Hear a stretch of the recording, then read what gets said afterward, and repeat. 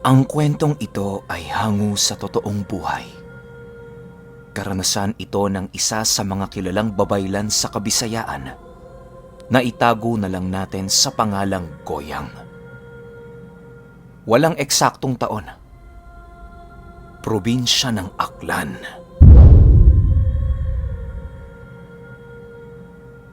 Ang kapalaran ni Goyang na maging babaylan ay halos hindi naging malinaw noong kabataan niya dahil isinilang sa isang marangyang pamilya itong si Goyang. Nakatira ang angka nila sa probinsya ng Aklan. Bilang isang promenteng pamilyang nagmamay-ari sila ng malawak na lupain. 7 taong gulang si Goyang ng mga panahong ito at ang tanging anak na babae ng kanyang mga magulang. 4 silang magkakapatid at siya ang panganay. Sa edad niyang ito na ipagkasundo na siya ng mga magulang niya na ipakasal sa isang malapit na kaibigan ng kanilang pamilya. Noong mga panahong yon, baliwala ito sa kanya dahil bata pa naman siya. Ang tingin niya sa ganitong usapan ay laro-laro lamang. Ang pangalan ng batang ipinagkasundo sa kanya ay Isko. Nabibilang din sa mataas na antas ang pamilya niya. Don Fidel, planchado na ang mga plano natin para sa mga anak nating si Gloria at Isko. Hihintayin na lang natin na tumungtong sila sa tamang edad at saka natin sila ipapakasal. Wika ng ama ni Isko. Oo naman, Don Claudio. Iisa lang naman ang layunin natin dito. Ang mapag-isa ang mga lupain natin. Tugon naman ng tatay ni Goyang. Isko, lumapit ka dito. Tawag ni Don Fidel sa kanyang anak. Bakit po, Papa? Tugon nito sabay mano sa ama. Magmano ka sa iyong tiyo Claudio. At matapos yan, puntahan mo si Gloria. Wala siyang kasamang nakaupo doon sa balkonahe. May isang piging na ginaganap.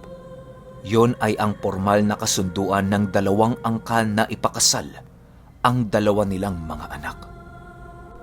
At nang papunta na si Isko sa kinaroroonan ni Goyang, sinalubong siya nito at agad inayang maglaro sa likuran ng kanilang bahay. Tanghaling tapat kasi yun at balak ni Goyang na pumuslit dahil siguradong patutulugin sila ng kanilang mga magulang. Tara Isko, dun tayo sa kakahuyan sa likod maglaro. Anyaya ni Goyang sa batang si Isko. Sige, pero baka hanapin tayo ni na Papa. Alalang tugon ni Isko. Kaya nga pupuslit tayo, di ba? Halika na. Sagot nito sabay takbo papunta doon sa likod ng bahay nila. Napakalawak ng kakahuyang yon at karugtong na ito ng kagubatan. Walang bakod o pader na nakapalibot sa kanilang bakuran dahil halos wala naman silang kapitbahay at pagmamay-ari nila ang halos lahat ng lupain na nakapalibot sa buong mansyon nila Goyang. Iisa lamang ang kanilang kapitbahay nila at ang katiwala ng ama ni Goyang sa kanilang tubuhan na si Manong Arsenio. Isa itong dating voluntaryos ng mga Kastila. Ang mga voluntaryos ay ang mga Pilipinong kawal na ipinasok bilang Guardia Civil noong panahon ng Kastila. Habang naglalakad sila patungo sa gubat, napag-usapan nila ang tungkol sa kasunduan ng kanilang mga magulang. Goyang, yung tungkol sa sinabi ng mga magulang natin. Bungad nito. Oh, ano naman yung tungkol doon, Isko? Tugon ni Goyang. Kasi... Pero bago pa man matapos ni Isko ang sasabihin niya, narinig niyang umaray si Goyang. Aray! Ang sakit! Daing ni Goyang.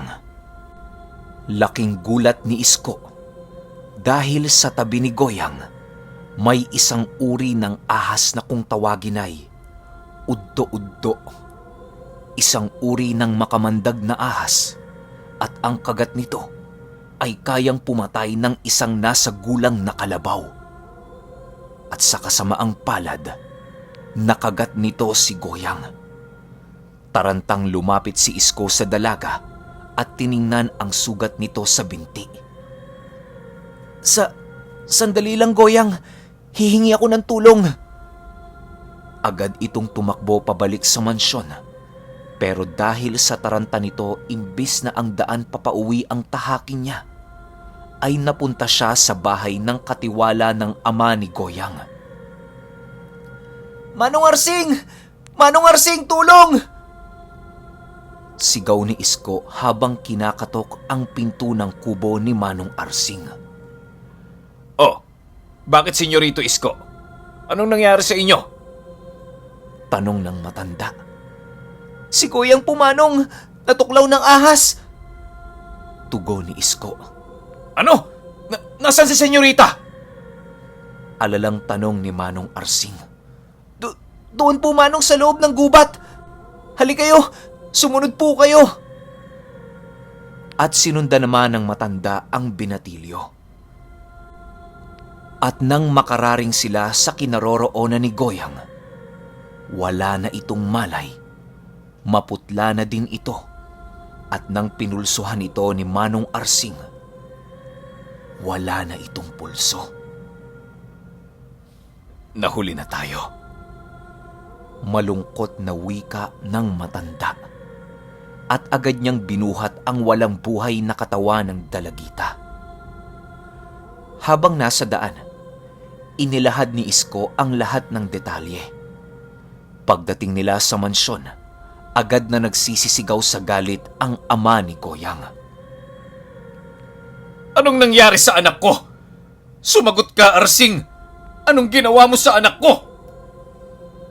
Bulyaw nito sa matanda habang hila-hila ang kwelyo ng damit nito.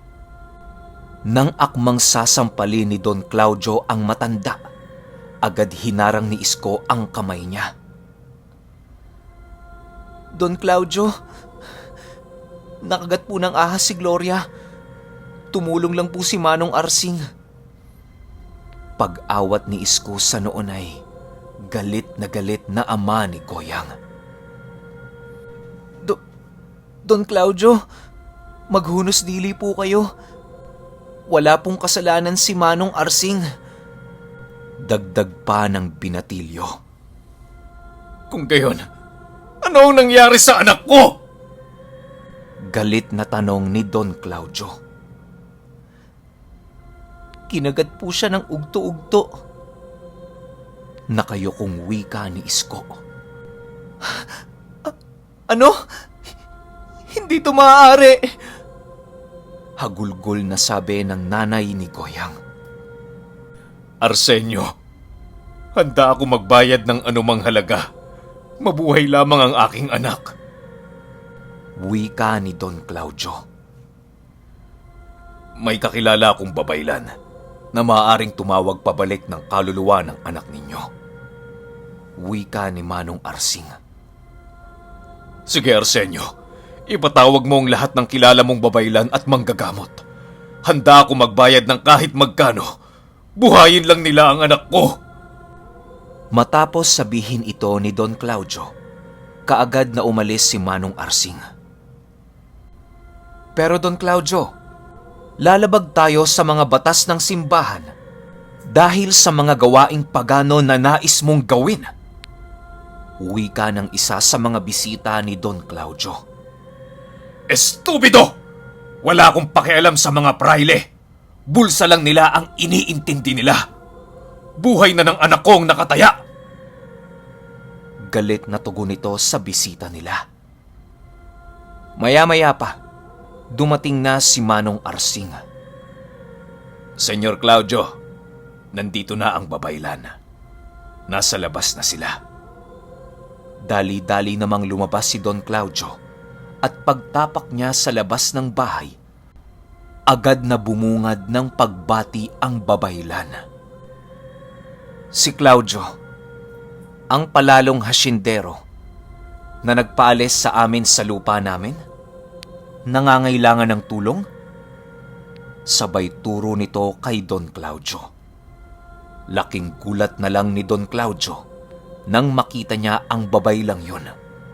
Ito kasi ang mismong pamilya na pinaalis nila sa isang bahagi ng lupain nito. Alam ko ang kasalanan ko sa inyo. Pero handa akong pagbayaran ito. Mabuhay niyo lang ang anak ko. Pagmamakaawa nito sa babaylan, tumayo ang isa sa kanila.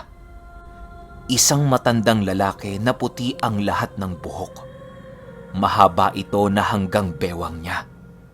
May hawak na tungkod at sa bewang nito ay may nakapulupot na animoy isang ahas. Ang damit nito ay gawa sa balat ng kung anong hayop. Nasaan ang bata? Tanong ng matanda. Naroon sa loob. Halika, pumasok ka. Wika nito sa matanda. Hindi ako papasok sa loob ng bahay na yan. Dalhin mo ang katawan ng bata dito sa labas at dito ko siya ibabalik. Tugon ng matanda. Dali-dali namang kinuha ng mga kasambahay ang katawan ni Goyang. Ilapag niyo ang bata sa altar na bato. Ang altar na bato na yon ay gawa sa bato na pinalibutan nila ng apoy. Kaya nagdalawang isip ang mga kasambahay na dalhin ang katawan ng bata sa batong altar. Pero kinuha ni Don Claudio ang katawan ni Goyang at dali-daling isinuong ang katawan ng bata sa apoy at inilapag sa altar na bato. Laking pagtataka ni Don Claudio dahil hindi man lang siya napaso ng apoy. Mahusay, Claudio. Sige na, iwan mo na ang katawan ng bata. Kami na ang bahala. Wika ng matanda. Bagaman nagtataka si Don Claudio hindi na ito nagtanong pa. Nanalig na lang siya na mabubuhay muli ang kanyang anak at nagsimula ang ritual ng mga babaylan. Sumayaw ang mga ito sa baga, paikot sa batong altar, habang may sinasambit na kung anong engkantasyon.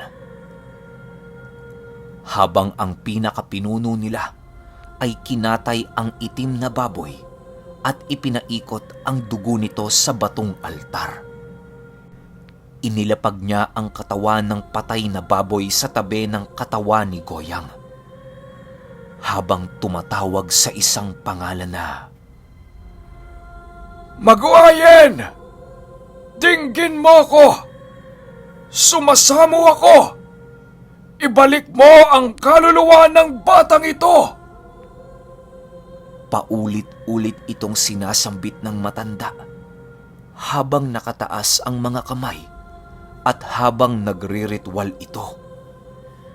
Biglang umulan ng napakalakas, dahilan para mamatay ang baga na ginawa nila.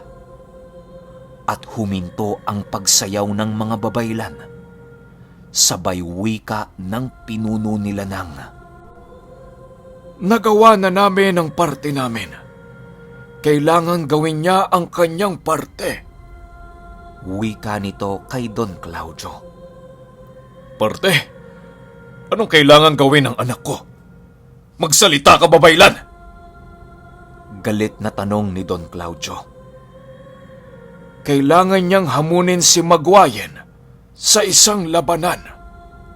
Kapag nanalo siya, makakabalik siya. Wika ng matandang lalaki.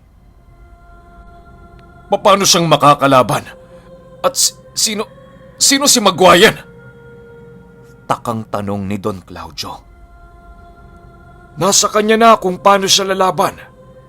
At si Maguayen, ang diwatang tagasundo ng mga kaluluwa mula sa mundo na kung tawagin ay sulad, papunta sa ipinangakong lugar ng mga bathala, kung tawagin naman ay saad.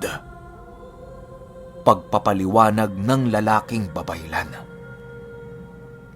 Nga pala, ang tawag sa mga lalaking babaylan ay asog. Anong magagawa natin sa ngayon, babaylan? Tanong ni Don Claudio. Wala. Maghihintay tayo.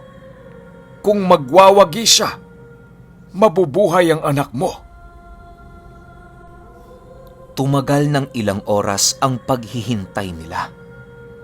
Isipin nyo, nagsimula sila ng 4:00 ng hapon at mag-aalas 12 na ng gabi at napapaidlip na sa inuupuan niya si Don Claudio. Umuwi na din ang ibang bisita nila at ang naiwan doon ay ang tatay ni Isko, si Isko, at ang mga katulong nila sa kani-kanilang mga bahay. Mag-uumaga na, pero wala pa ding nangyayari.